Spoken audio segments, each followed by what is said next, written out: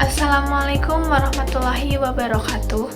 Perkenalkan, nama saya Rani Nur Anissa dengan NPM 232151020, kelas 2023A, jurusan Pendidikan Matematika, Fakultas Keguruan dan Ilmu Pendidikan, Universitas Siliwangi.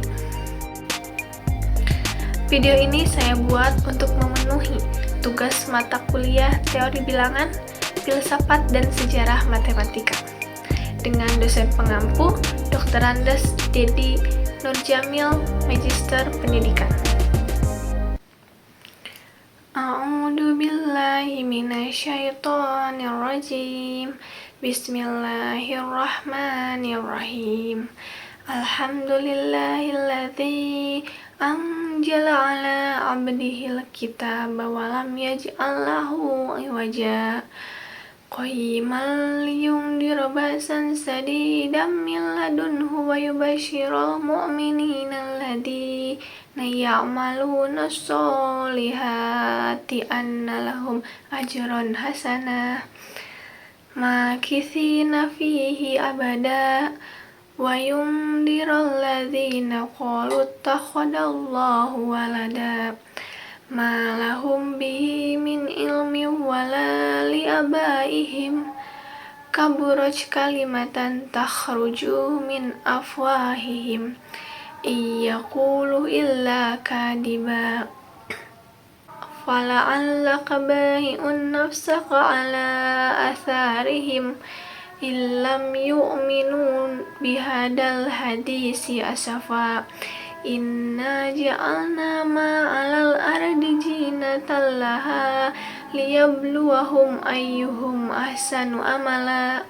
wa inna laja'iluna ma'alaiha sa'idan juruja am hasibta anna ashabal kahfi warraqim kanu min ayatina ajaba id awal fityatun ilal kahfi faqalu rabbana atina min ladunka rahmatan wa hayyi lana min amrina rasada. Shadaqallahul azim. Surat Al-Kahfi adalah surat ke-18 dalam Al-Quran. Al-Kahfi artinya gua atau penghuni gua. Surat Al-Kahfi termasuk surat Al-Makkiyah karena diturunkan di kota Mekah. Dalam 110 surat Al-Kahfi membahas tentang 4 pokok pembahasan, yaitu yang pertama keimanan, yang isinya yaitu kekuasaan Allah dalam memberi hidayah hidup kepada manusia, dasar-dasar tauhid dan keadilan Allah tidak berubah selama-lamanya. Yang kedua, ada hukum-hukum. Dasar hukum wakalah, larangan membangun tempat ibadah di atas kubur, hukum membaca insya Allah, perbuatan yang dilakukan karena lupa dimaafkan, kebolehan merusak sesuatu barang untuk menghindari bahaya yang lebih besar. Yang ketiga, kisah-kisah. Cerita Ashabul Kahfi, cerita 2 orang laki-laki, seorang kafir dan yang lainnya mukmin. Cerita Nabi Musa alaihissalam dan Nabi Khidir alaihissalam. Cerita Dzulkarnain dengan Yajuj dan Majuj. Yang keempat, ada beberapa pelajaran penting yang lainnya tentang kekuatan iman kepada Allah Subhanahu wa Ta'ala serta ibadah yang ikhlas kepadanya. Kesungguhan dalam mencari guru, adab sopan santun antara murid dengan guru, dan beberapa contoh tentang cara memimpin dalam memerintah rakyat serta perjuangan untuk mencapai kebahagiaan rakyat dan negara. Konon ada 4 cerita yang tersembunyi di balik surat Al-Kahfi. Tempat kisah ini mengandung nilai iman dan ketakwaan kepada Allah Subhanahu wa Ta'ala. Yang pertama, menceritakan 7 pemuda yang disebut Ashabul Kahfi dalam menyelamatkan diri di sebuah gua untuk menghindari Raja Kianus yang sangat kejam, yang melarang rakyatnya untuk takwa kepada Allah Subhanahu wa Ta'ala dan menyuruh rakyatnya untuk menyembah berhala. Yang kedua, menceritakan Sohibul Jannatain, seorang pemilik kebun rindang dan subur, namun kufur pada nikmat Allah dan senang merendahkan orang lain. Yang ketiga, menceritakan tentang pertemuan Nabi Musa alaihissalam dengan Nabi Khidir alaihissalam.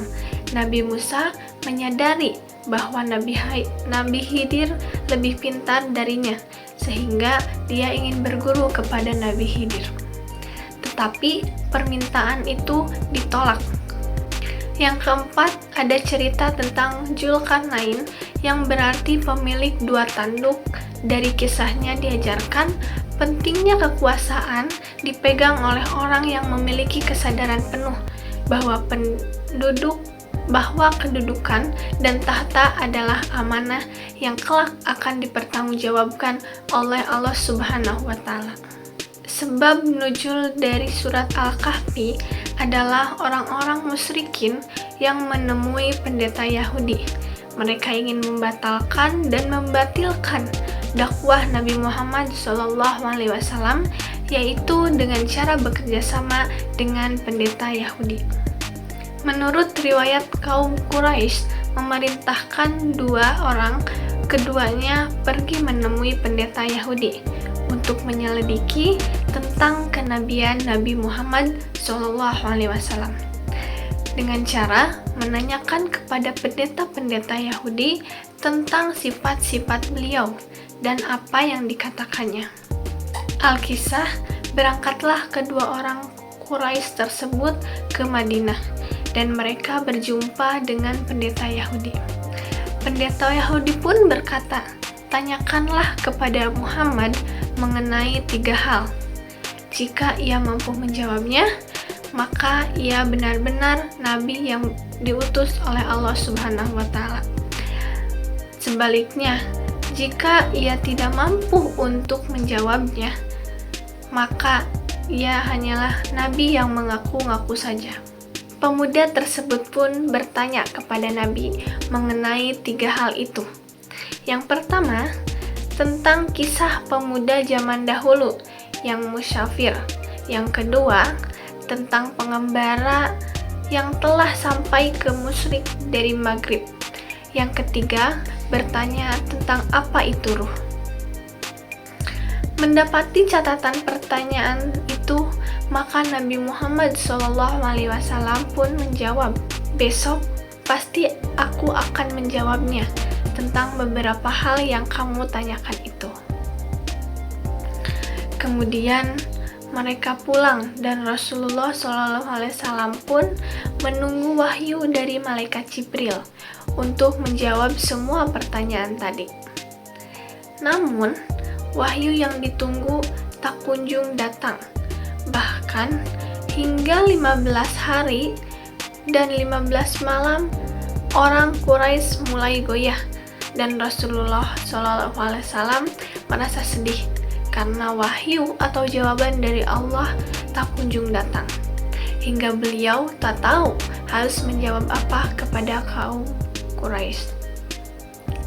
Tetapi pada malam berikutnya Jibril turun membawa wahyu, yaitu Quran Surat Al-Kahfi ayat 6, yang di dalamnya menegur atas penurunan Rasulullah SAW dan menerangkan tentang pemuda Al-Kahfi, seorang pengembara, dan tentang ruh.